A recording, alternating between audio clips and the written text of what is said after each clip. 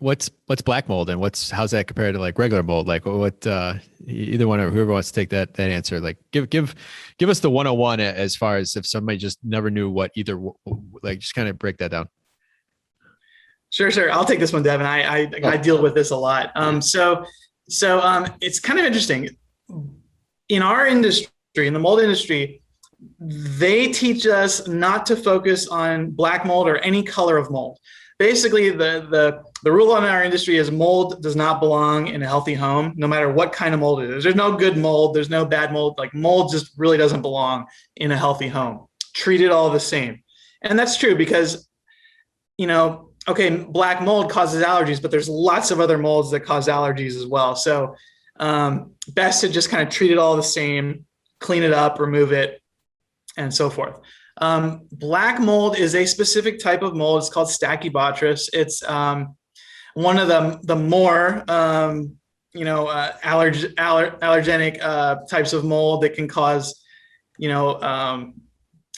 allergic symptoms in a certain percentage of people. Not everyone, just a certain percent, maybe I don't know, 10-15% of the population. They'll get some coughing, some wheezing, some itchy eyes. And if they're kind of exposed to it for a long time, it could be even worse. I mean, you could get pneumonia and things like that. So our main message is, which I think why people like us a lot, is we kind of tell our customers, don't panic about the mold situation. There's a lot of this information out there on the internet that causes people to freak out, like all kinds of crazy diseases and so forth. Almost all of that is unproven. What we do know is that it can cause allergies in a certain amount of people, and it can make their lives pretty miserable for those people. I mean, imagine you're living in a home and you're dealing with these constant allergies. Like, that's terrible. But that's the reality for certain people. And black mold is just one of the many other types of mold that can cause these allergies. Best not to focus on it or focus on color at all. It's really just any type of mold, treat it all the same, get rid of it. With the sources for any type, you said many types of mold, whether it be black mold, other types of mold.